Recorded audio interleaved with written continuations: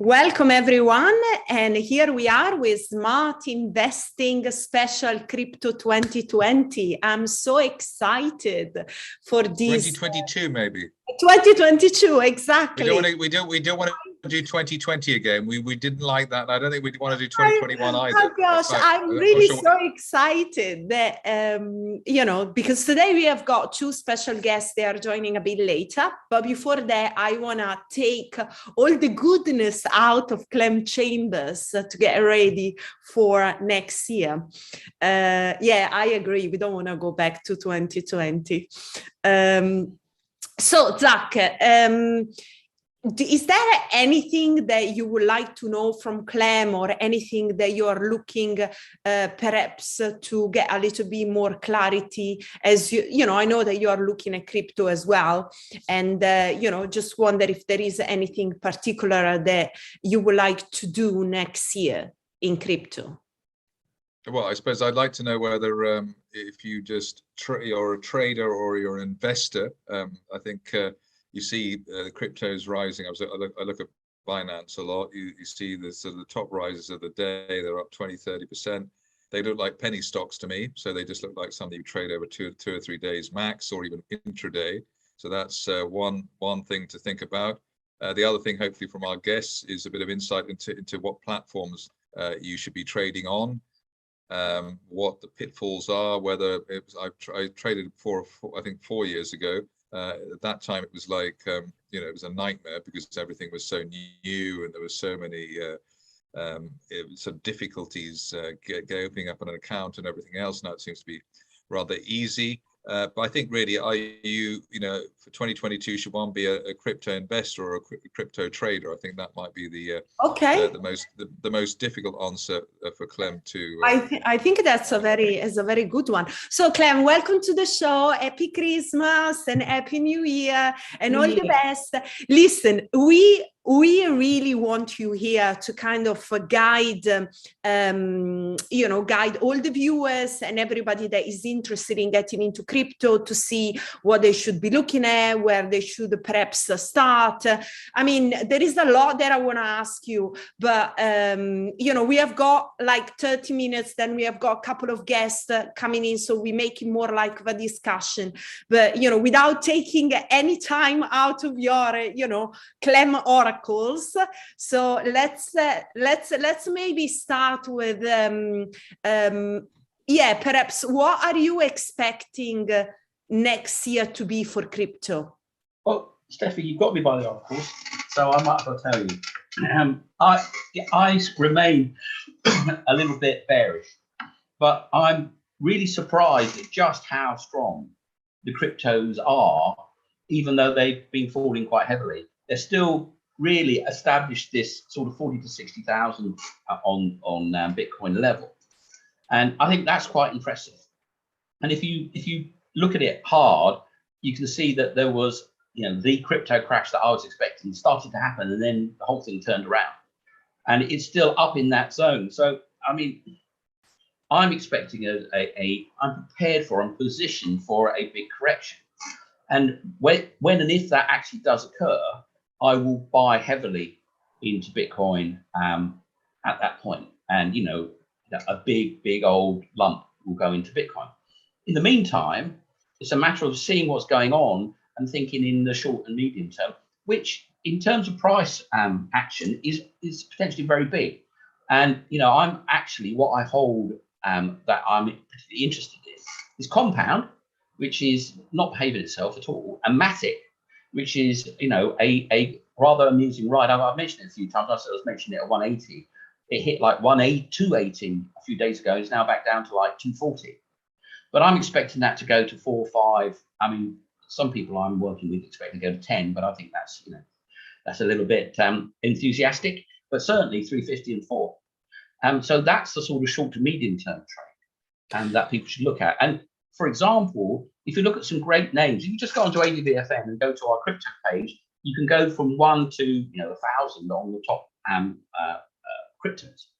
But if you get down to the bottom of 200 to 300, and even below 300, you can pick out some famous names that haven't had a terrible accident, like people like Farm. I was looking at Farm going, oh, that's interesting. Next day they doubled, which is most annoying. I missed that one. But there's a few of those sort of old names that are down in the $300 or $400 million market cap zone that I think provide a good opportunity. So if you go to crypto, that's right, and you just go to page 2. So if you scroll down right down to the bottom, right down, we are. Yeah, page 2, right? Yeah, page 2, and then you can, if you scroll down through that, you'll see some names that you might have heard of a year or so ago. Dancor, that's a good name. I haven't got any of it, but it's a good name, and there it is down in relatively small fry. OX protocol. That's a Coinbase listing coin. Ontology, that's been going forever. You can see a lot of these have been ran. Java is. Yeah, so a question, because you were a big fan of Rarible, and then they got a bit stuck because obviously OpenSea took over. Now they are doing some interesting stuff because they integrated Flow, and obviously the price came down quite a lot. Do you think they're going to come back as basically the company is making progress and it's catching up? They're interesting. They're very interesting, but they're not a highly promoted token. So when they actually went onto Coinbase, and that's when I got out, goes on to Coinbase, it goes spikes and get out. They couldn't get the liquidity going because there was no, financial promoters promoting it. Well, in a sense, that's a good thing. But in a market which is absolutely plagued by promotions, and that's often why these shares go to the moon. So, if someone promotes them and they do a pump, you get out on the pump and you're not there for the dump. So there's quite often an opportunity to ride a pump and dump for highly promoted tokens. And there's a lot of them. It's a very dangerous game. But if you can spot an oncoming pump, you get on it, you wait for the pump, you get out immediately. And Rarible, I believe, is not a pump and dump crypto. Now you can say that's really good. That means they're a proper business. They're going to do great things and they're worth investing in. And to an extent, long term, that's probably true. In the short term, however, if you can't get enough liquidity going on Coinbase to spike the price, and everybody else in that pump and dump land can, it means that you're potentially going to be at the back of the pack for a long time because you're relying on having a good business rather than relying on a load of financial promotions to get your market cap up. Okay, so we saw the two sides of that coin. Right, so we saw a big rise, obviously, recently with the token within the metaverse. They went up so much. Do you see a new trend starting in 2022 that could perhaps be a DAO? I mean, I'm quite bullish myself on DAOs, but I want to hear what you think. Will it be privacy coin? I would say that a lot of people are saying DAOs. And I think they're using a very primitive logic, which is it's the next one along from the metaverse, which was the next one along from NFT, which is the next one along from DeFi. And they're sort of rock and roll family trees, And they're going, whoa, what's the next one that I know exists? Well, I do like DAOs. I think they're very, very, very, very important long term. Because I think they're going to be the basis for the next generation of joint stock companies, which is what you trade on the stock market, a joint stock company with a rule set and rules in incorporation and company law, etc., etc., etc. That's how a company like Apple is worth $1 trillion because of this rule set beneath all the trading companies and private companies. And DAOs open an opportunity for there to be a new generation of corporate governance, which therefore should unlock huge value. So I agree, I get all that. But I'm more looking for something that I haven't thought of yet. What you haven't thought of, and what I haven't thought of, that's going to be there. And I go, oh, there it is. That little lizard on the beach is going to be Godzilla. And I'm looking for the lizard, the tiny little lizard that's crawled out onto the shore. That's going to be Godzilla, rather than something that's already established that is a niche that will probably blow up. And in that list, when you're going by, for example, there was a DAO. I always want to say DOA, dead on arrival. DAO, which is called Aragon, as in not the guy from Lord of the Rings, but the place in Spain. And that is down there in the dumps. And I chatted with them quite a long time ago. And unfortunately, I said to them, and what is your business model? They went, oh, business model?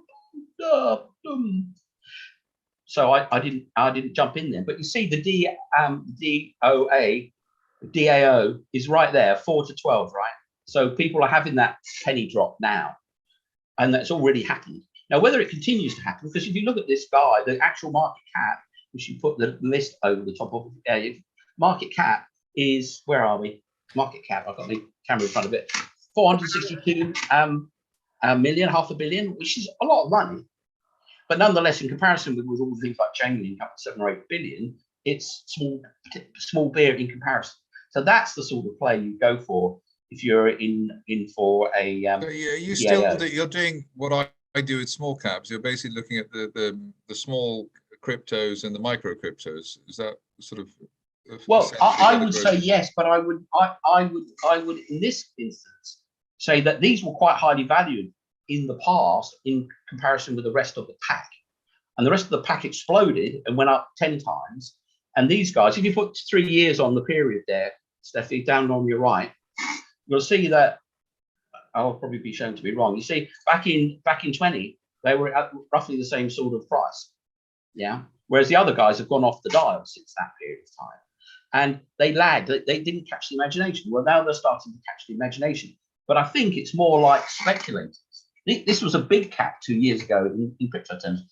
It hasn't gone up significantly. Well, the other thing is, because I was looking at, did a sort of review of the rises of the year earlier this week, and even though you had some things going up, 300% or 400% or whatever it was, the problem is at one point they were up 1,000%, and they came back to just 300%, then they went up 1,000%, and that arrogant chart sort of shows what you're grappling with. That if you're in at sort of 8p and it goes up to 12p, well, that's fine. But if you try and ride it out, it goes from 12p back to 4 or 3.5. You're dying. I mean, these things, they double back on themselves so painfully.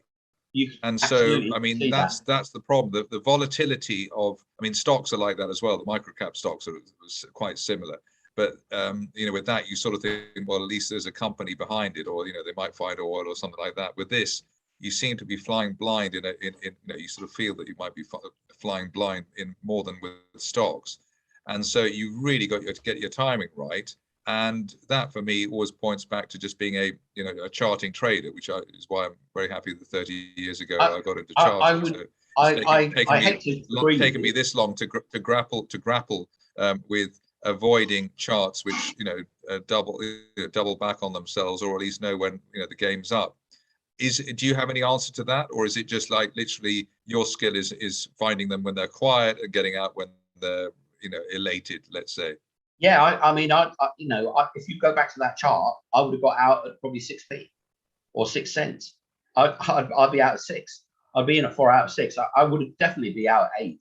I'd say, 100%, I like that. And if you go to 3 months there, Steffi, 3 months, yeah, you go. I would have probably, I would have got out. Well, I might have even got out at 6. Probably not. I would have probably got out at 9 after that first spike down. That would have scared me out. I would have gone, goodbye, thank you. Okay. Because that vertical rise, I would have not had opportunity to get out on that. So I would have been grimly holding on. I will get out at 100%. And in crypto, I've tried to hold on a lot more. I mean, I bought Matic at 3 cents and sold it at 17. And that was a fabulous profit for me. And then it went to 2.40. Clem, quite a nice private jet. Looking at the big coin, is there anyone that you are particularly positive about? We mentioned Compound, we mentioned Matic, they're a bit far down the line. But what about people Bitcoin, Ethereum? What about Solana? What about Cardano? What about Polkadot? I did this with some of my people a few days ago. And I said, mark these coins out of 10 in terms of quality of project and likely to be real rather than a mirage. And you go Bitcoin, well, 10. Ethereum, coming up to Ethereum 2v2, probably 9. Yeah, Binance coin, Binance 8. Tether, well, we don't even know how much money they've got behind them, 8. Solana, well, your numbers get pretty random when you get to Solana, don't they? Cardano, well, what exactly have they got for their 42 billion? I mean, they don't seem to have anything. I mean, they've got a blockchain, and maybe it's got a smart contract. And, you know, Ripple, well, apart from being sued by the American government, which is a relatively scary place to be for anybody, because the American government tends to not ever lose. You know, what have they got? They've got a blockchain with a token. What else have they got? They've got nothing. Yeah. So when you go down that list and you go something, something, nothing, nothing, something, you know, hot, hot, hot. I mean, Polkadot versus Polygon. Polygon is red hot. Everybody's going off to Polygon. There's huge amounts of traffic. Our Umbria project did 700 transactions on bridging between Matic and Ethereum yesterday. And, you know, it's really, really hot. Polkadot, I'm not so sure about that at all. I'm not so sure that they're particularly, you know, developing blockchain. Avalanche, everybody says great things about them, but again, not necessarily worth, what, 50% more than Polygon, and so on and so forth. So if you go down and rate them out of 10 on your personal opinion, you get some pretty interesting results. So, you know, that's what I do. You know, Tron, Cosmos, 8 billion. That's a lot of money. What are they doing for that? Uniswap. Well, we all know how much Uniswap do. If you go to Uniswap and see how many hundreds of millions they had traded on their platform, massive amounts. You know, they're a really significant exchange. There's risk, obviously, from governments and saying what they're doing is totally illegal and they should be thrown in jail. But outside of that, that's as valid as any stock exchange out there listed. You might say that in comparison with the amount of business that London Stock Exchange does, or the CME does, it's highly valued, but maybe not, because it's obviously growing fast. Stellar Lumens, that's an old coin. Well, Axie Infinity, very interesting metaverse project, 6 billion, ooh, borderline. You can see that could be worth that, and so on and so forth. So you just go down that list, and you start to get into interesting places. I mean, if you go down far enough, you'll get to Compound, which has got hundreds and billions of dollars in their fund and earning great interest. And you keep going. We've gone past all sorts of crazy stuff, and keep going. Keep going, keep going, keep going. There he is. There's Compound. Don't gone past it now. Up a bit, up a bit, up a bit, up. There we go. 86. Now that's worth 1.2 billion. And you've seen all these other potential mirages. That thing, if you go to Compound now, you will see that it's got no, not on our, yeah, that's their chart. So you can see, well, for the start, they've been 800 only a few months ago. But Compound has hundreds of billions of not hundreds of billions. Hold on, let me pull up the number before I go completely mad. Oh yeah, go to Compound on your browser, Stephanie. Here we are. On the browser, on your browser, go to Compound, go to the actual site itself.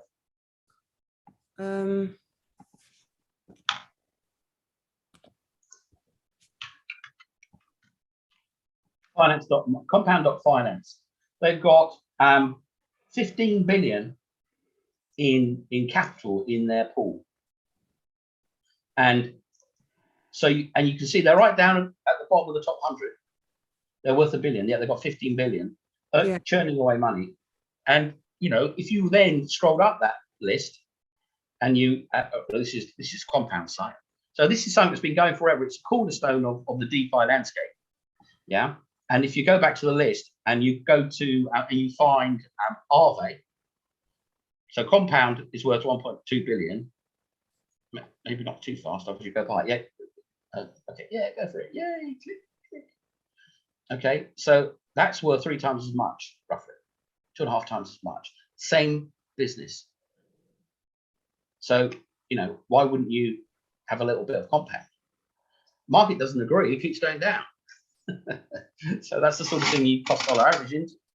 But comparative, very, very similar business, very, very similar amounts of money under locked value. And one is several times more value than the other. And even then you go, well, hold on a minute. Why aren't these as a group worth more when a lot of sketchy things are actually valued at a completely much higher valuation entirely? So that's the sort of thing, stock picking, and Saxon expert at that, and he'll tell you a few things to do when it comes to stock picking. What's your top 3 stock picking methods, Zach?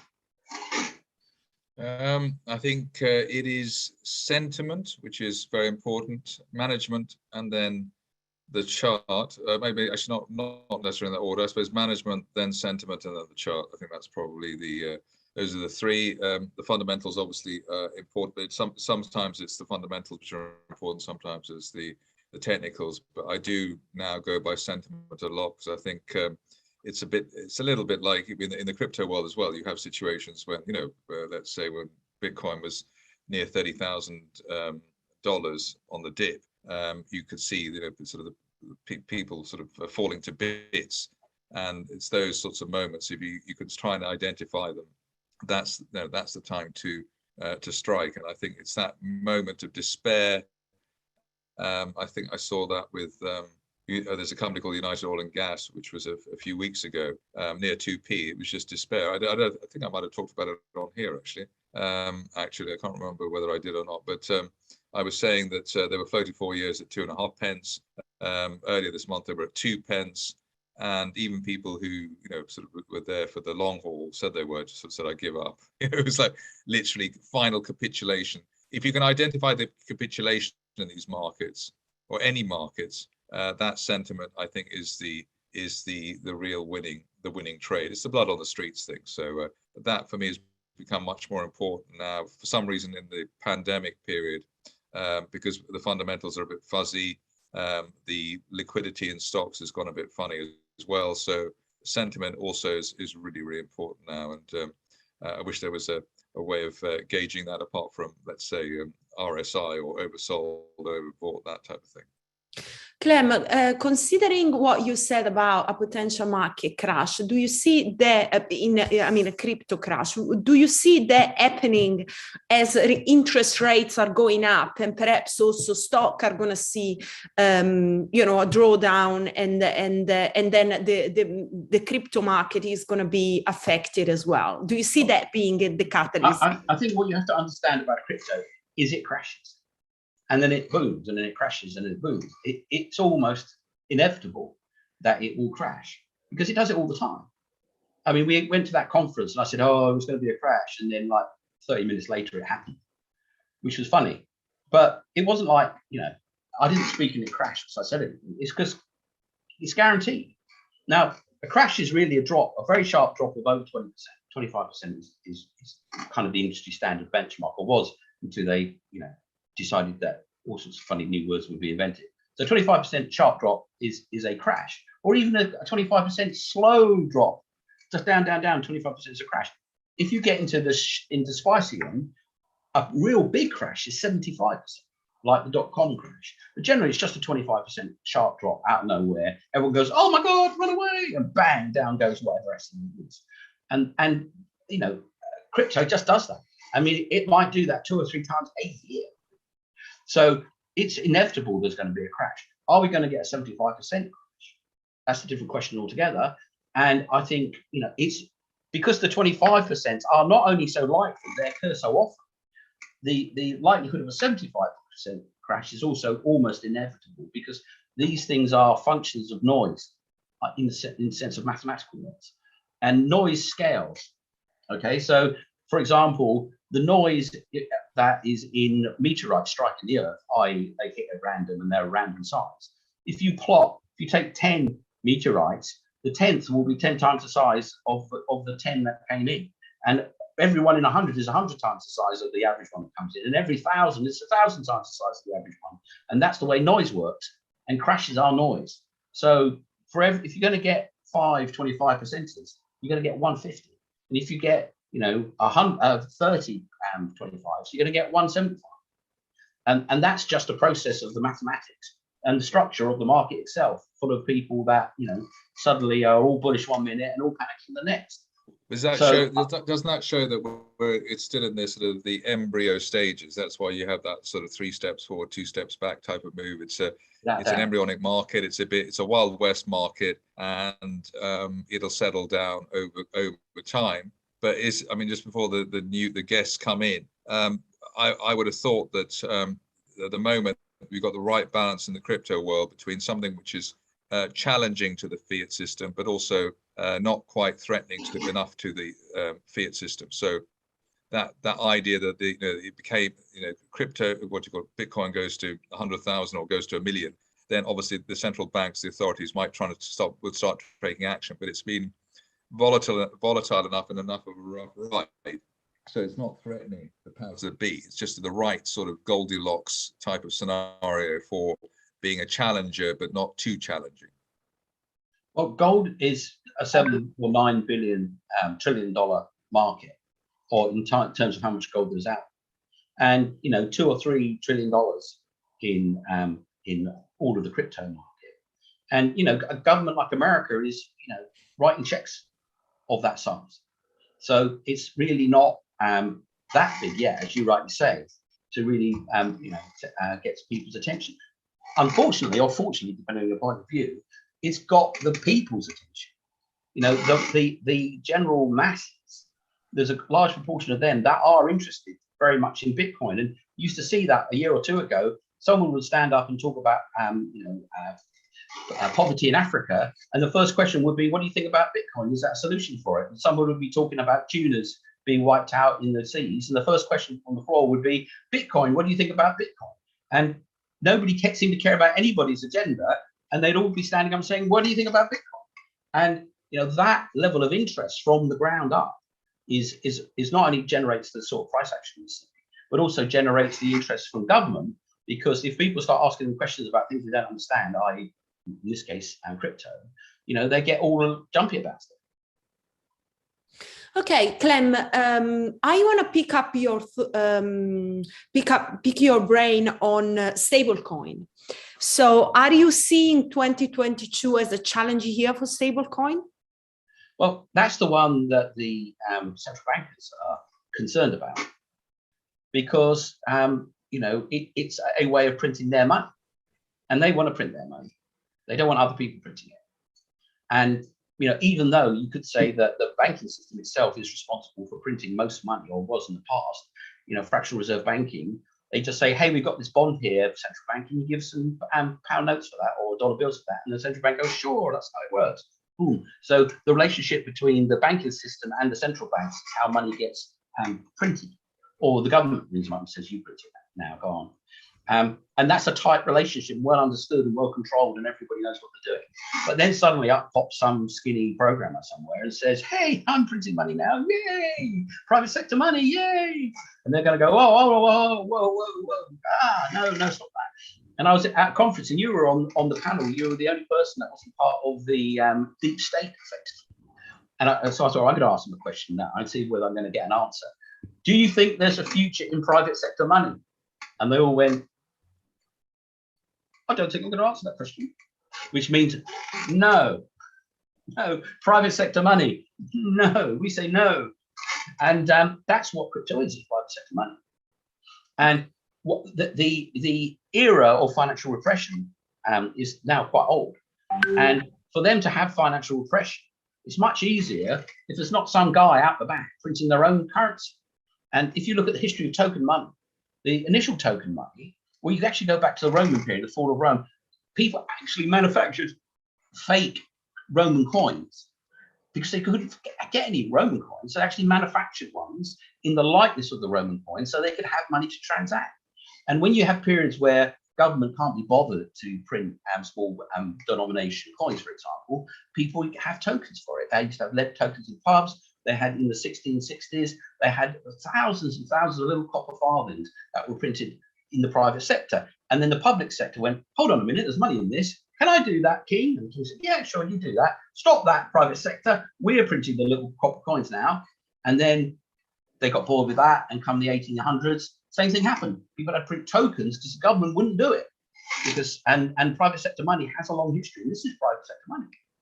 I think that's a very interesting topic. So maybe let's put this question also to our new guest.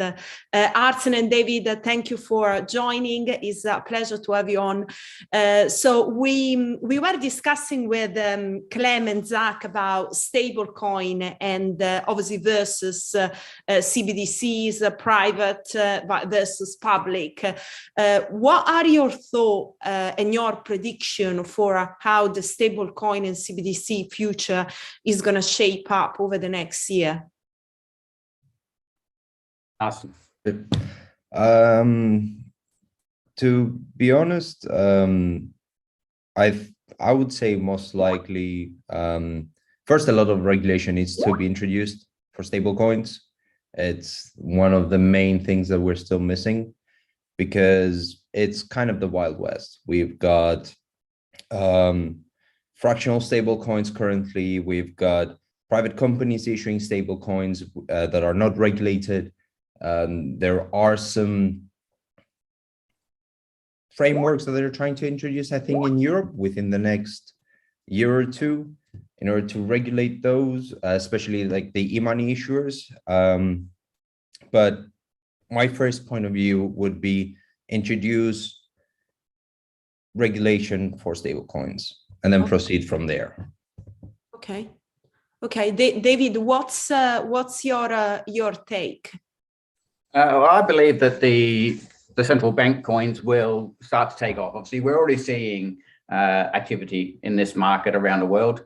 I believe that there's a lot of, almost every government in the world is looking at the central bank stablecoin or central bank digital currency. So they're all looking at it. Obviously, there's some that have released it now, and I believe this will continue to grow. It will be a market. The key, as Arsen mentioned, the regulations around stablecoins. As soon as you have a euro or a US dollar stablecoin, you've got obviously the US. We already know they love stablecoins tied to the US dollar. They're always trying to ban a new stablecoin. Within Europe, obviously, we have too many people on a eurozone that are involved in it. So it becomes more difficult when you have a euro stablecoin. It's much easier for a place like the UK. Obviously, we have we drive our own currency. So countries where they own their own currency, it's a little bit easier. And I believe that places like Australia, places, obviously we've already seen El Salvador and others that have taken the bull by the horn. And I believe this is going to continue. Obviously, China is already circulating their versions. So things will continue to grow, I believe. Clem, we have seen El Salvador adopting Bitcoin. Do you see other emerging markets adopting crypto? Maybe Ethereum, just for a change. That would be great. You've got to worry about ideas when the names for them are wrong. Okay, and it happens time and time again. Central bank digital currencies. It's the wrong name, right? Because currencies are digital currencies. The dollar is a digital currency. For every $1 bill out there, there's 20 digital dollar bills out there. Well, not dollar bills, they're just dollars. Not many of them are actually physical, right? So everybody's currency is a digital currency. Yeah, that's how your money works. When you go to the bank and you see you've got 10 quid and you send it to me, that's all digital. That's digital currency. See, central bank digital currencies. The issue is programmable currency. Are they going to introduce programmable currencies as opposed to digital currency? They've already got a digital currency. Their currency is digital.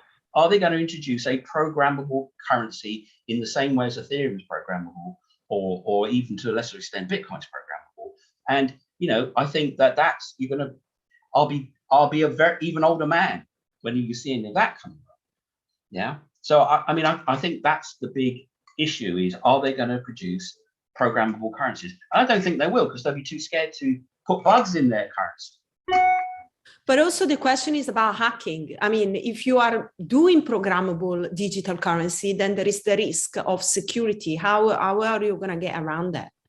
Well, that would kill it in their minds straight out the door, right? Because corporations do not like risk, and it's the ultimate risk. I mean, how many days goes by and someone hasn't been robbed $50 million worth of currency? So, you know, there's all sorts of things that can slow those guys down. And, you know, I think that, well, I'm sure I can be wrong about this, but I don't think we'll be seeing central bank programmable money this decade. Okay. So let's go back maybe to crypto trading that I'm sure that many of our viewers are interested in. Before Arsen and David, before you join, Clem was talking about Matic, Compound. We look at a few coins that have got good upside. What will be your approach for 2022? Will be like trading approach or more like an investing approach? And if a trading, perhaps which assets are you looking at? I would probably be the worst person to ask that because I'm very risk averse. Usually my investment methods are, especially since I've already gone through the 2017 ICO era, which everything was almost a pump and dump. I usually will invest only if there is a business case behind the actual token, if it's for crypto. So like you said, Compound, there is some usability. There are other tokens such as Uniswap, for example, which they do have a business model, but on the other hand, there isn't really, besides speculation, any reason for the coin to be viable. So 2022, at least from my perspective, would be try to find businesses that solve problems within the crypto space and have some sort of way to make revenue as well. Because just by speculation and market making, a token is not sustainable. Okay, that's I think is a point that we kind of all agree. David, what's your take? Are you trading? Are you investing? I'm a bit of both. Obviously, I look at tokens to trade, and I try to ride out the storm. Obviously, I'm not someone who's going to jump out. Obviously, if the token takes a hit, as we can see, obviously, I look at our investors within TAP. Obviously, the people that are investing in Bitcoin, Ethereum, Litecoin now. We have two sets of investors. We have the investors that the market takes a hit. People are all selling out and getting out now because they've lost 5%. They don't want to lose 10%. So that's one section of our audience. The other section of our audience is the people that are in it for the longer term. They're seeing the 5% drop, they're buying more. So they'll buy more at 5% drop, 10% drop, 20% drop. But obviously they're thinking that the prices are going to bounce back. And I'm in the same mind. I'm not jumping early. I'm looking at it, obviously, at some point, if the token becomes worthless, then obviously you've got a lot of tokens. And I've got a few of those. I've got a few tokens that are worthless now. However, they may come back, they may do something, but I've spent the money now. So obviously you can't cry over spilt milk. And that's the key. Is I always try to look at the longer term picture. So I'm with Arsen in the fact that I won't invest in a token just because it's cheap. And that's obviously what a lot of speculators try and do. They look at a token that is cheap and they buy in now, hoping that it's going to double, quadruple, 10x over time, which is fine if you want to just speculate. Obviously, I'm more into the investing for something that's going to have a return on investment, not so much in the value of the token, but in the actual project itself. I think that's one of the keys, is looking at what is the project going to deliver, and what is the token for? Is it a utility token? Is it purely a speculative token? Then if it is, then yeah, you can jump in early, sell tomorrow when it doubles. Great, you've made some money. But the people that are actually in the market and building the projects, that they're not in it for the 1 day bounce. So that's what that's my view on it anyway. Zach, do you what's interesting for me with you on this panel is you've got two people who are involved in the picks and shovels of their industry. So ADVFN, the markets go up or down, but people are always looking at the website to see where the prices are. And the same with TAP. Isn't it, from an investor point of view, sometimes easier to be involved in investing in the picks and shovels makers rather than the gold rush? Well, I think that's the key. If you can get involved early on and you can actually understand what the guys are digging for. So are you digging, are you got your picks and shovels out? What is the end game? What are you trying to achieve? And I think that's really the key with any token investment, is to look at what is the end game. And if you agree with that end game, or if you believe in it, then it's worth an investment and it's worth waiting for.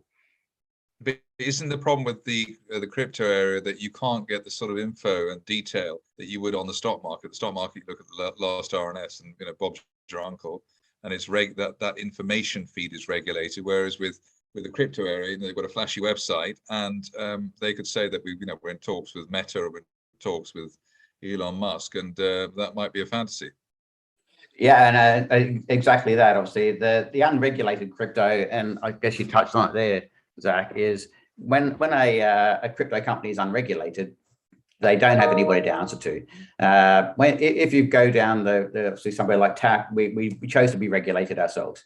We didn't have to be regulated. Obviously, it's not a mandated element, but we chose to be regulated because we know what's going to come. So I'd rather be regulated now than wait 2-3 years down the line and have to get regulated like everybody else. So we chose to be regulated. We have to. We can't just say anything. Obviously, our regulator looks at what we say, so we can't. We're not quite as enforced as an RNS within the markets, but we can't just say whatever we feel like. And yeah, there are a lot of, obviously Arsen mentioned the 2017 sort of IPO era. That was put up a flashy website, say you're going to do this. Whether you do it or not, nobody knew what you're going to do. And people raised hundreds of millions of dollars worth of funds based on a pipe dream. And so many of those companies just disappeared and people lost all of their investment. That was the .com boom period. That's exactly what happened with .com. So exactly that. So yeah, and obviously again, an unregulated market in those days as well. So but there's some ironies in this, in the sense that I think one of the reasons that the crypto sphere has grown so much is because the normal markets are so over-regulated, idiotically so, and Kafka-esque rules and everything else. So people sort of voted with their feet and said we can't stand this over-regulation that there is. But obviously on the downside for the crypto area, there's very little regulation, and therefore they suffer that way. But does that mean that you should be looking at just the blue chip cryptos, the Bitcoins and Ethereums, or should you do what maybe I prefer small cap stocks? Look at the small ones and just hope that you get 1 out of 10 right or 2 out of 10 right, and you can buy your yacht. Well, I guess that is the key. It's like every other stock, Zach. I think is if you understand what the product is, or you understand what the potential is of that stock. Again, you're going to get you may get 80% wrong. However, if you believe in it, then the chances are someone else is going to believe in it as well. So if you can put your money behind an asset you believe is going to increase, then that's where you can hopefully make some money in the longer term. Obviously, again, it's not the guys that are so there's the day traders who will make money. Don't get me wrong; these guys will buy and sell different assets, but they'll make their money quickly.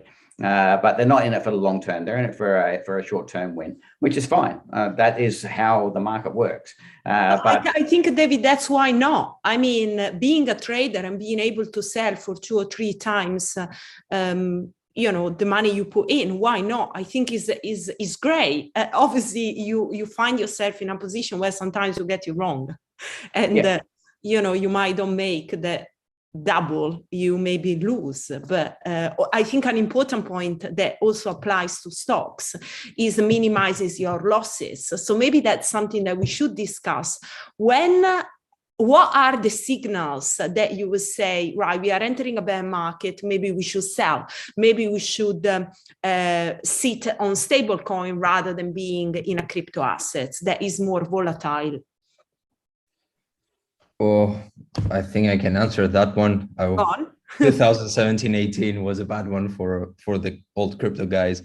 I would say, one, if the taxi driver is talking about crypto, it's about time to get out. That's a guarantee that the stock people say the same thing. I don't think that we'll have the same bear market as we had in 2018 and 19. I think crypto now is here to stay. Obviously, the drops might be less volatile than before. So we might not see that many 30, 40, 50% drops within a day. That's why I don't think that there is the need now to go into stable coins. You can if you want to day trade, but the fluctuations will be so small. And now, especially Bitcoin and Ethereum are pretty much mainstream. Like we all know, El Salvador is buying crypto, countries are buying crypto, big trillion-dollar companies have Bitcoin on their books now. So I would say just stay in crypto. Most likely people will just stay in crypto, because if they're down 10, 20%, most likely they will not care to get out. But when you're down 80%, that's where you think, okay, things are dead. We're not going to be injecting any more money. Right now, people still inject quite a bit of money, and we can see it from our data as well. Okay, Clem, what will be your comment on that? Would you get out? How would you get out? How you diversify? I'm already out. I mean, I've been out from about 40,000. I flipped into DeFi and got a nice big pop out of that. But you know, if you see from the moment I've got out, we're in a broad sideways band. The bulls are looking for it to move to 100,000, and you know, oh, it's going to happen by Christmas. Well, it didn't, and now we're down in sort of the 40,000. The point is, are we going to go back down to the 30,000? And you know, nobody's going to tell me that it's not possible, or it's not highly likely even that we'd see 30,000. And when it's down at 30,000, you tell me it's not going to go below 20. So you know, the run has happened. It happened, and we're now, you know, got this support quite high, which is impressive, I think. So I think it's very indeterminate, and I think you're either going to go very long term and say, I've got Bitcoin and I'm going to dollar cost average from here on in. I'm just going to buy, you know, 0.1 of the Bitcoin or 0.01 of the Bitcoin every month, and I'm just going to build a position over the next N years in Bitcoin. Or you've got to trade the market, and you know, there's not many people skilled enough to trade the market. So you really, if you don't know really sure which way the market's going, you should be out of this one, because it's gone from 5,000 to 60,000. And imagine it's going to go from 60,000 to 1 million in a straight line is a very bullish prognostication. And I think we'll see it at 30,000 before we see it at 100. So do you want to be sat there being, you know, beaten up by a highly volatile market? Well, maybe you enjoy that. Maybe you don't care, presuming it's for the long term. But in the short to early medium term, we're in a bear market. Clem, talking about DeFi, which is something that I want to expand a little bit on, and I want you to contribute on that. As the price of the cryptocurrency is going down, are we going to see strong liquidity in DeFi, and why? Well, look, if you look at DeFi, a lot of what goes on there is the exchanges earning interest on your money. Yeah, so all those billions are, I won't name names, but taking your balances and putting them with Compound, with Arbe, wherever they, you know, fancy it. Because like it or not, exchanges are fractional reserve banks, and they behave like it. When you buy Bitcoin on an exchange, until you take it out of that exchange, it isn't real. It's just an accounting number. It's accountancy. Yeah. So, you know, they could have no Bitcoin in their balance sheet at all. And you could be trading it in and out and making money. It's not until you come to take it out that you find out whether that's real or not. And the number of exchanges that have vanished because they were basically pretending to have the Bitcoin, or they'd stolen the Bitcoin, or they'd lost it, or it had been taken out, or they decided they were going to empty it and disappear. I mean, it's dozens upon dozens upon dozens of exchanges that have done that. And if you look at those balances on Arven, or whatever is 23 billion, the balances on Compound, 13 billion, the balances on other of these DeFi platforms, it's exchange traders, exchange clients' money that have been taken out of their wallets, out of their blockchain reserves, and put into these investment platforms, which some people would find very worrying. I don't, because it's standard banking practice. But that is where the liquidity for DeFi comes from. It comes from exchanges taking their balances and sticking them on a platform where they can earn 1 or 2 or 3%. Arsen, that's why they don't care about Ethereum fees, because they're moving huge lumps. Yeah. Arsen, do you DeFi?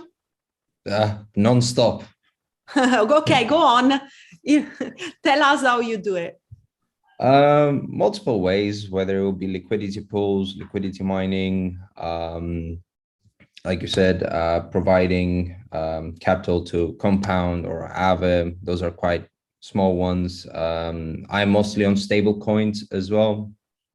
I have exited a position back at 60K, so I decided, you know what, this would be a good deal for me personally, and I went into Stablecoins. Most likely, currently I just sit on the top projects, which would be Curve. It holds over 20 billion in assets, good returns as well, as long as you know what you're doing, where you're putting your money. But that's yeah, a cheap token. Curve is cheap. Curve's a good one. Curve is not overvalued. Not at all. The token as well, the Curve wars that have just started, where all the other token projects are realizing the benefits of actually holding Curve as a treasury, so they can put votes for the DAO. It's a good project to look for as well. Convex as well, and that is too, which is built on top of Curve. But in general, I do think that DeFi is the next step for crypto.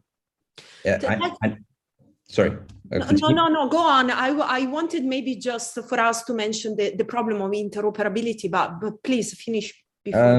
A lot of people will think that DeFi is kind of dead, but I keep seeing more and more projects that are coming up with amazing ideas, which I think could revolutionize crypto in the future.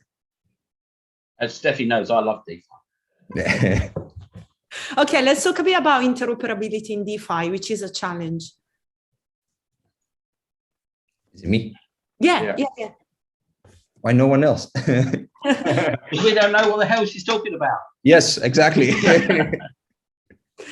Well, I mean, one of the challenges indeed, interoperability and how we power cross-chain transactions. So that is something that perhaps at one of the company where Clem is the CEO, Online Blockchain, we are looking at, and because we think it is a challenge. Is that a challenge? You can sit over all chains, and people will sit above all these chains.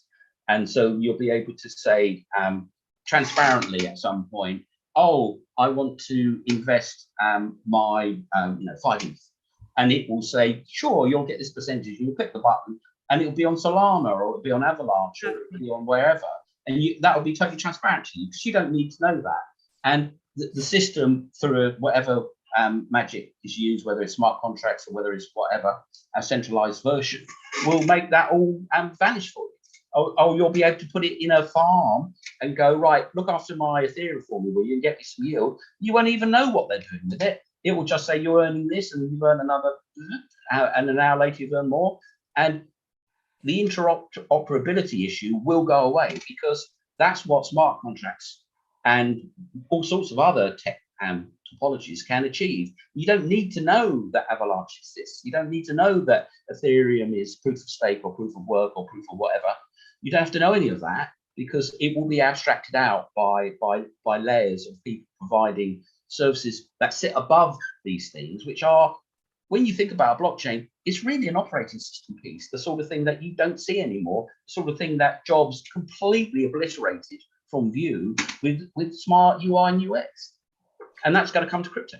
To be honest, it would be good actually if someone could solve that problem, because we do have, for example, that issue where users will go and send funds from Binance, for example, on the Binance chain, but guess what? They'll use our Ethereum address, and then hey, we don't support BNB, so Steffi's going to cry now. Yeah, exactly. I lost quite a few thousand like that. So yeah. That happened as well. That's actually the first time it started, I would say, would be back in 2018. Where Bitcoin and Bitcoin Cash forked out of Bitcoin. And back then, a big mainstream company was advertising Bitcoin Cash as the real Bitcoin. And a lot of users end up losing a lot of money because they were sending their Bitcoin to a Bitcoin Cash wallet. And since then, it has been a problem in crypto. Okay. I mean, I would like, because David's been quiet, one of the issues that we try and talk about on this show over the weeks is which platform to choose. And I think 4 years ago I was on BitMEX, which was I'm still recovering from that, but I don't know whether to go with Binance, Coinbase, this, that, the other. What are the signs? What are the good signs to look for, and what are the bad signs? At the end of the day, is there any difference between opening up an account with you or Coinbase or Binance, or is it totally different, or how does it work? We're slightly different, Zach. We're not the exchange ourselves, which I think is a key differentiator here. The way that we've designed TAP was along the same lines. We weren't sure which was the best exchange. We weren't sure who was going to be giving us the best product. So we connected with multiple exchanges. So we're connected to Binance, we're connected to Kraken, we're connected to multiple exchanges. And we have our own middleware system, which looks at the trade pair to find the best deal that's available to us to obviously provide that back to our users. So as a user, you don't care whether it's coming from Coinbase or Kraken or Binance or whoever. What you care about is you're buying some Bitcoin, some Ethereum, some Litecoin, whatever it may be, how much you're going to get for your purchase or how much you're going to get for your sale of that good. So our system is very AI centric, and we're looking at the best prices for the best pairs all the time. So constantly looking at all the markets from a liquidity perspective as well. So it's not just prices, but we take in all of the elements from the exchanges we're connected to find the best price for the user. We're not looking for us, it's getting you the best price. If we give you the best price, then you're going to come back and buy more. If we give you a rubbish price, then you're going to go somewhere else. So you're the stockbroker. You're the stockbroker who goes around asking different market makers for the best price. Yeah, ultimately, so we're looking at the trade pair to find the best deal for our users there and then. It's something that I did similar on FX in the old days. So the FX cards, which a lot of us carry now, that was where I started on the FX market. So it's a little bit different, but in a similar sort of vein. We're looking for the best price for the user. See, we're going to make our margin no matter what. So we don't care whether you get the best price or the worst price. Obviously, for us, we want to give you the best price, obviously, to keep you coming back. So that's why somebody like TAP is a little bit different. So if you went to Coinbase, went to Binance Direct, you can go and have a direct account. They're you're one of millions of people, and it works. The way that TAP works is we're a bit more consumer centric. We built the product based on experience of Arsen. Ultimately, Arsen had their concept and approached me almost 5 years ago about the concept, and it took us a long time to build it, be regulated, and to design the product as it is. We're not 100% there. We're changing things all the time. Obviously, we're talking about DeFi. We're adding in DeFi as a product. It's in pilot. David, how that will work? How will work including DeFi as a product? So exactly as Clem mentioned, you don't care whether what you care about is the percentage you're going to earn. So you give us an asset or fiat value of an asset, and we'll take the pain from you. So you give you a percentage. So we'll give you 1%, 2%, 4%, 8% for that for those funds. You don't care how we're doing it. All you care about is at end of each week you're going to get paid out. So you can see it ticking over. You can see your balances changing, and we pay it out weekly. So every Monday we pay out from the DeFi pool based on the percentage that you've chosen. Whether you've chosen to go at a 8% stake or a 4% stake, we pay you that percentage weekly. But you don't care how it's happening. So obviously, going back to what Clem was saying earlier, for individuals to do this, it's okay if you've got a lot of money. Obviously, the gas fees, the costs of doing some of these things, and the smarts. That's ultimately understanding what's going to work, what's not going to work. That's the key. So we've invested again in the time and the expertise to understand the market. We're not, don't get me wrong, we're not standing up saying we're the best in the market at everything, but we take our time. We don't just make a rash decision. So we'll go out and we'll pay out this interest on a weekly basis so that you can return it, you can compound it to keep on earning on those funds continually. But we're not charging you the gas fee as a user. Okay, so the percentage you sign up for is the percentage you get. So what's the tax situation on earnings on that? Do you get a tax liability on the earnings as they come in, or do you only get it in withdrawal? It will be on a withdrawal, and that will be down to the individual depending on where they're based. Obviously, the TAP product is a global product, so we don't offer any tax advice because we don't know what the tax advice is going to be relevant to you. We don't know where an individual's citizenship. A UK person, would he have to treat you like a bank interest, i.e., when he gets it in that account, it's taxable? Or are you going to say, I can't give you any take on that? Well, I can't give you any definitive answer on it because I'm not a tax accountant or tax lawyer, but my view would be that I would be accruing it and obviously understanding it so that I can do it. Obviously, the key with the taxation perspective is no different to, in reality, to making a profit on Bitcoin or Ethereum, to earning revenue from the interest or from the yield on DeFi. So you should be accruing it, you should be accounting for it. And if you're subject to interest or yield or capital gains, then you should be accounting for it and you're on your tax return. But again, we're very clear on our website that so it's a deposit, not a fund. Sorry? It's a deposit that you make, you don't buy funding it. Correct. It's obviously exactly. It's a deposit. So yeah. So you have to have those assets to start with. You have to have those funds available. So my biggest concern always with the tax man on crypto trading is they'll take money when you make money, but when you lose money, they're not writing off tax. So not they are if you're within the year. Yeah. Yeah. In certain countries, not in every country. I think that's the key differentiator here is we don't know which country you're subject to, and we do ask. Obviously, in part of our onboarding, we ask for your ID, we ask for your residential address, but you could be a resident here and you could have residential address in multiple countries. Then if you're a Gibraltarian, there's no capital gains tax. So if you're a Gibraltar resident, then you don't have capital gains. So we don't, as a company, have any capital gains issues ourselves. Obviously, we have our own taxation, we have everything else, but yeah, the tax element is probably a different webinar altogether. Yeah. And we probably need somebody else on that one. I was reading about Portugal, where you actually don't pay any tax at all on crypto, and that was quite interesting.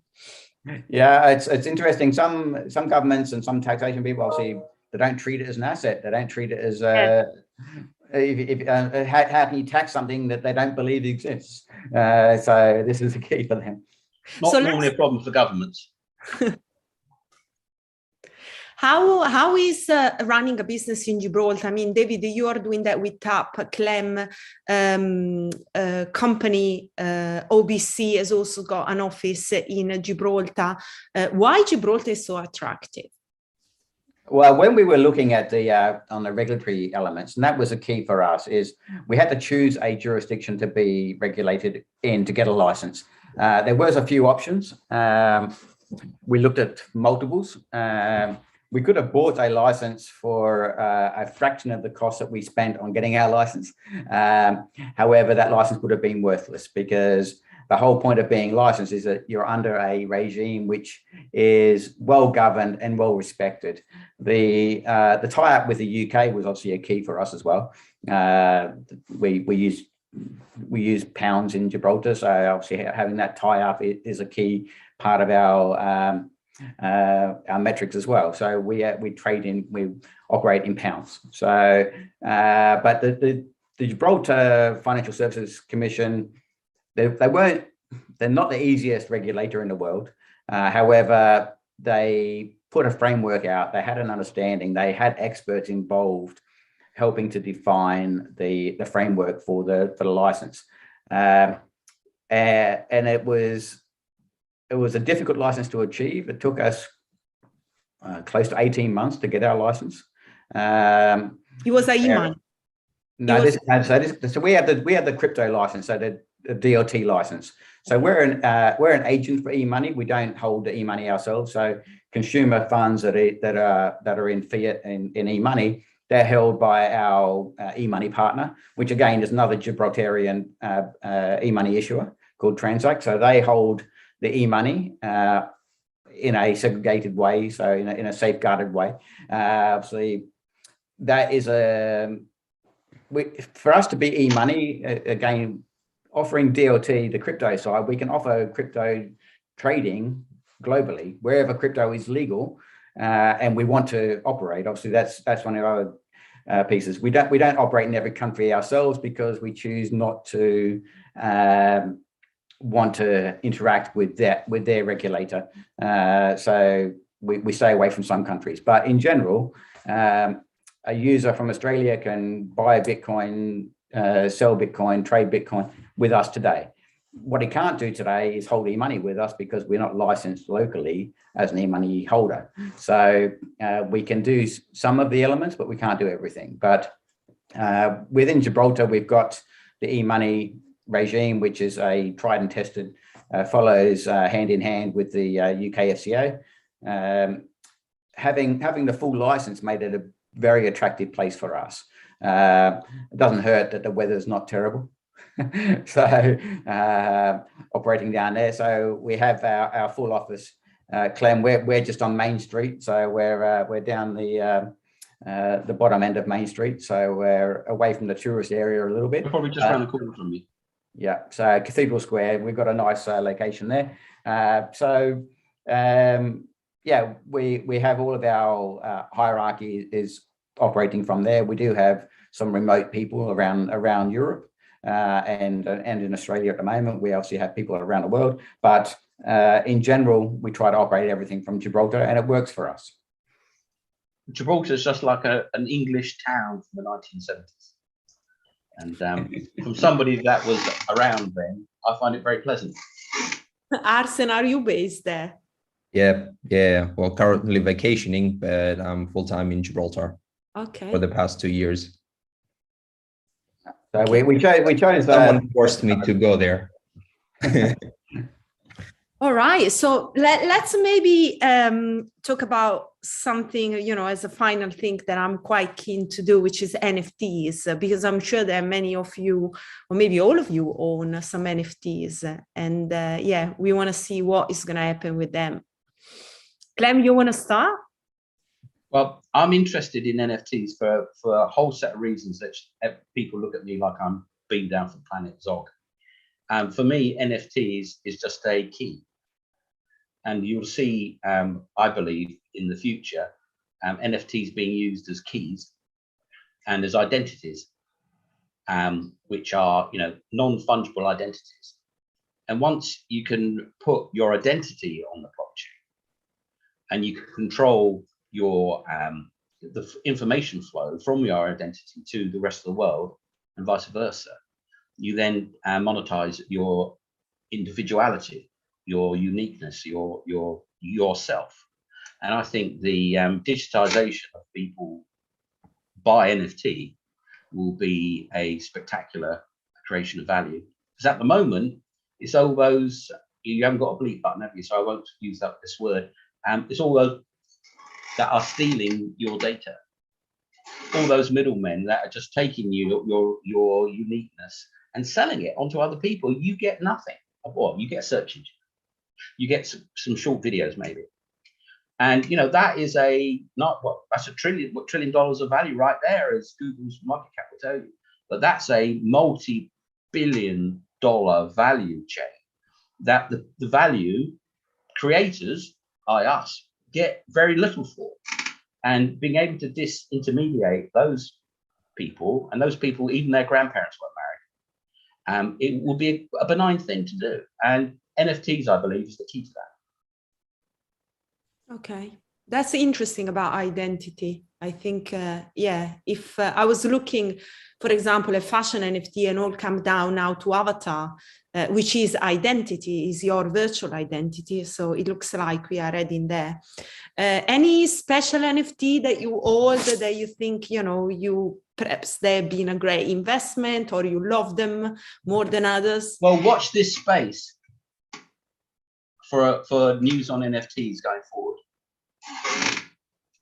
We'll have to do that. I'm no expert on NFTs. We're obviously integrating NFTs into the TAP ecosystem as well. Again, we follow the market. So if there is something, if our users want to get involved in this, then we want to be able to support them in doing it. Well, if you follow the market, if you see a guy, back of the guy's head, he's got an orange jumper on, follow him. What about you, Arsen? Do you have any NFTs? Not really. I'm not the biggest fan of NFTs because I will simply say I don't completely understand it as of yet. The beauty of it, I can understand that you own that specific code, you would say, such as like you own Mona Lisa, and owning a copy of Mona Lisa, it's worthless. Same thing you could say for that. I own that specific code, it's only mine. But other than that, currently, I don't see the beauty, and the fact that there is so many people getting misled in the market of NFTs, it's something that keeps me away from it. Let me tell you about this. This is a Roman key. Okay, I found it in a field.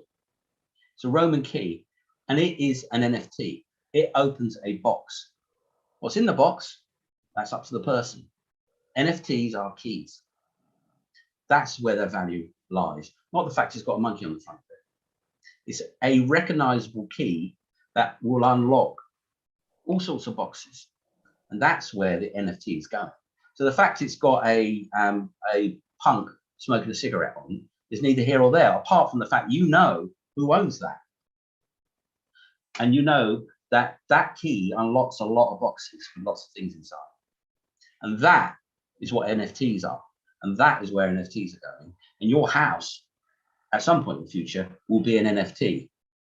And if you want to sell it, you just sell the NFT, and the person who bought it owns your house. Lots of security problems, of course, but that's another matter. Yeah, but I cannot counter-argue that, because as financial entities in the crypto space, it's our duty to make sure the market is as clean as possible. And currently, there are a lot of bad actors entering the NFT market. And same thing happened to Bitcoin and crypto in the early days, where scammers back in the ICO era, they did ICOs completely, pump and dumps, disappear with hundreds of millions of dollars. Same thing with NFTs are happening, where people mint NFTs, sell it to themselves, and then put it on a discount, sell it to people that don't understand because, hey, this was worth 10,000, now it's 3,000, it's a bargain, it's going to be 10 again. They buy it and it was worthless. And then eventually it will drive away so many people and taint the NFT market, where then there won't be any progress in that specific space. You're right, but you need to get maybe the last 50 years of the Financial Times and go through every one of them, and every other page is a financial crime. All the way back to the beginning of time. So where there are resources, there are predators. And that will not change, and that's nothing new. Yeah, but there was no financial crime without Bitcoin, Clem. That's you. I forgot about that. And now they've got all this KYC and AML. Obviously, drug dealers can't make any money, and therefore you can't buy drugs anymore, right? Exactly, all of that. So yes. But yeah, obviously the NFT market is something that we are following. Don't get us wrong. Obviously, we're interested in it. We again, we need to choose the right. If we're going to offer it to our users, we need to be sure that it's obviously the success or failure of a particular asset. That's not something we can control. But we want to make sure that if you buy something via us, that it's actually yours and it's actually you have actually bought it, not buying someone's I don't know, visual of it or whatever it might be. So it's not something that we are offering today, but it is something that we are working on offering into our system. But we like the picks and shovels side of it that Zach was mentioning earlier. We have a roadmap of things we would love to add into TAP, which we have to keep cutting and cutting and cutting, because if we did everything we wanted to do, we would just spend our whole life in development and in building. We need to choose the right piece that we need to develop. So that's why we did the card. That's why we did the personal IBANs, personal bank accounts. That's why we did the corporate facilities. All of these things, we had to choose which one we're going to do and when we do it, because so you're going to have a TAP token? Big fun. You're going to have a TAP token? Are you going to do a token? All right, we do have a we have a utility token already, which was actually launched before TAP launched. Again, it was based on the white paper, the project white paper. We were delayed a little bit on our launch of TAP because of the license, so we had to wait for the license to be approved. So we do have our own token. Unfortunately, when people saw the white paper, and it was we had a number of people speculating early on and driving the price to a ridiculous value. Obviously, it's a utility token. Our whole concept with our TAP token is it's called XTP. So the whole concept of it is buying the token, staking it within TAP to gain a better deal. So get higher spending limits, to get lower cost limits. All of these things are all part of having the XTP. Obviously, people will speculate on any token. Of course, we can't control that, but we do try and manage expectations. It's not a speculative token from our perspective. It's a utility token. Well, it doesn't actually feed back any revenue into the token itself or into any card or anything. Sorry, you're not paying back any of your profits into the actual buyback of the token, for example. Yeah, so we will be, obviously, once we get into a sustainable profit state, we will be looking to buy 10% of our use 10% of our profits to buy back into the token, which obviously will increase the price of it. So people that have bought early and buying it 1 Satoshi, 2 Satoshis, obviously could make a lot of money longer term, but that's not our whole end game. But we are looking to use our profits to buy and to reduce the amount of tokens available. You're up 100% today. Must be being on the show with me. Must be. Thank you. Are you buying the TAP token? Yeah. So obviously, it's we're on a number of exchanges. We've listed with our main exchange in Europe is Bittrex for the TAP token, but you can buy and sell it within the TAP app. However, you can register an account with Bittrex and buy directly from them or with any other exchange that is listing it. So are you, David, are you looking at that as like the Celsius token, something like that? Would that be the utility of the token, or is the utility? So the utility, Arsen, do you want to carry that? Yeah, some of it.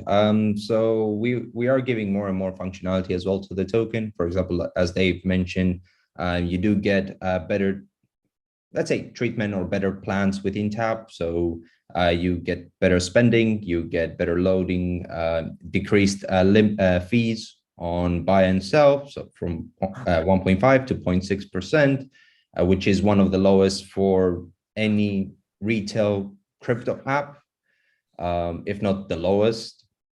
Then we will also now, once we introduce the earnings program or interest, for example, the DeFi earnings, you will also gain from that. So if you're on the titanium plan, you'll make 8%, but if you're on the standard plan, you'll make 4%.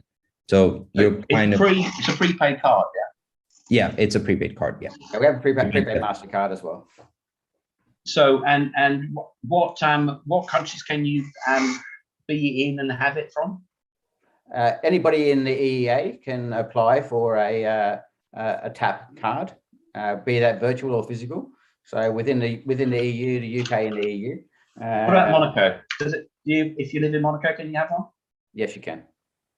Cool.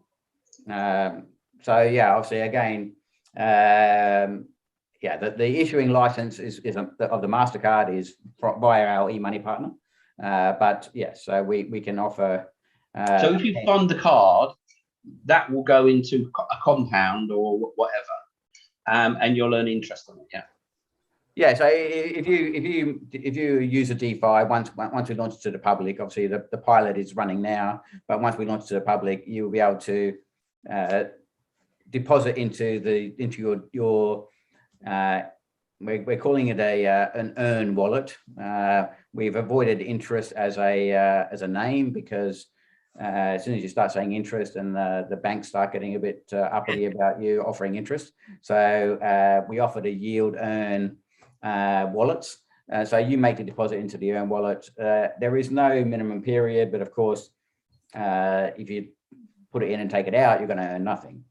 And at some point, you'll be able to connect one of your own branded credit cards. Or can you do that? It's not. So you make a deposit in fiat. You can do that via bank transfer or via another debit card. We don't accept credit cards today, and that's on purpose because we don't want. We took the view that we didn't want people to go into debt by investing in crypto. Or chargeback. Well, not even chargeback. Obviously, we have zero chargeback on tap, but that's because we know every user. Obviously, every person with a tap account, we know who they are, we know where they live, we know their IP address, we know their device, we know everything about the user to open an account. That's obviously so. We haven't had any chargebacks, but the credit side, we just didn't want people to go into debt to speculate. That's why we don't offer credit card loading. So debit card needs to come from a bank account. It needs to be a card linked to a bank account to make a deposit into tap. So your tap credit card, the MasterCard, yes, that's an available product now, or is that coming soon? No, the tap prepaid card has been available since we launched. And that logs into that's connected to your account. Yeah. So if you fund your earn account, can you then take your MasterCard and buy a bunch of bananas and it comes out of your account, or do you have to preload it from your account first? Currently it's a preload, Clem. So we do have the facility that we're working on, which is again is on our roadmap, is to make it available to spend your Bitcoin, the equivalent value of your Bitcoin. You'd be able to spend it on the card. This is not the easiest thing in the world to do because obviously we need to sell your Bitcoin to do it, but it is something that we've been working on again, but it's been pushed down the priority list with other elements that we've done. So it is something that we want to do. It's not necessarily going to be using your earn wallet. So earn wallet will be segregated because of the earn capability, because you give us that Bitcoin, that Ethereum, that GBP or Euro, will be moving that into a DeFi function. So it's not as readily available as you've not bridged the earn and the card. Correct, not yet, and that's something that we will look at. Damn, I would have had one. you can earn on your assets, no problem, but at the moment you need to actually load it to your account. Well, I mean, for me, one of the big questions for anybody that's got a reasonably decent slab of assets is the on and off ramps. And on and off ramps are pretty fragile. You can be on Binance and suddenly say, "Oh no, I can't do it anymore." No. So you go, "Well, hold on a minute. I put a bit in, and now I've got a massive bit. I want to get it out again. I can't get it out." So off ramps and on ramps are very interesting things, and therefore I'm always on the outlook for them because I know how fragile they are. You know, you've got an account, you've got a big amount of money in it, and you want to change your address, and all of a sudden your account's suspended for 6 months. You know, that's no good. Yeah, well, exactly. I see. We understand that why that happens in certain circumstances, and however, the way that we've done it, and it's really the way TAP was built, was because of exactly that scenario. Arsen's our historic crypto guy, and the issues he had was exactly that. So people closing his accounts down, so his off ramp was gone. So he's on ramp. They happy to take the money out, keep on taking it in, but to get money out became an issue. Within TAP, every user, say if you're based in Monaco, you would get a Euro IBAN and or a GBP sort code and account number, which would be a personal account number to you. So it's not a TAP account, it's your account. It's actually named and it's got your name on it. So when you're sending money to and from that account, you're sending it to and from Clem. You're not sending it to and from TAP. Your bank doesn't know you're trading in crypto necessarily. But it's none of their business. Obviously, I wouldn't mislead my bank or any of them. But so I can I take, you know, sell 100 Ethereum or pop 100 Ethereum into the account, sell it, and then off ramp it to a bank? Is that something that you do? Yes, we do. And you don't mind people doing that? No, we don't mind people doing that. Obviously, that's the nature of the beast. That's exactly the product that we tried to build a product that was as user friendly as possible. And we understand that people have got tokens in places where they can't spend it. They can't monetize it. And that was the biggest thing around TAP is, how do I monetize this asset? I've got some Bitcoin.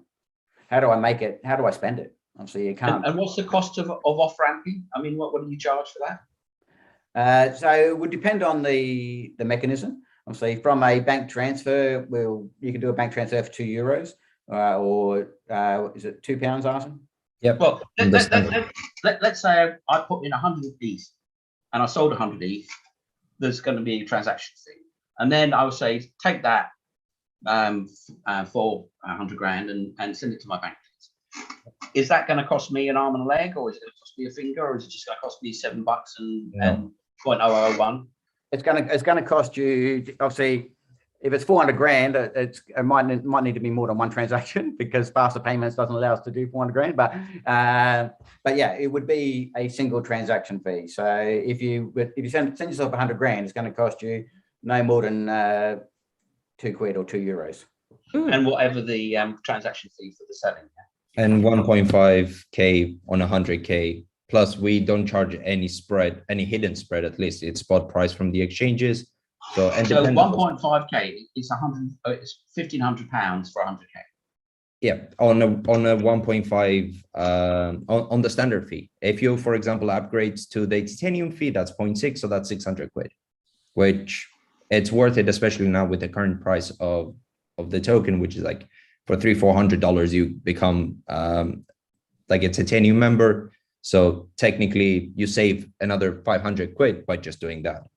Is that the top level? Yeah. Okay. So 0.6. Yeah. Okay, well, this is very interesting. Listen, we reached the end of the program, but it got really interesting at the end, and I think it was really good to get all this information about a platform that can be very useful for many people interested in trading cryptocurrency. It was really a pleasure to have you all on. I think Zach left already. All right, so I wish you Happy New Year to all of you, and thank you so much. Thank you, Clem, thank you, Arsen, and thank you, David, for being on the show. Thank you very much. Great to meet you all. Thank you very much.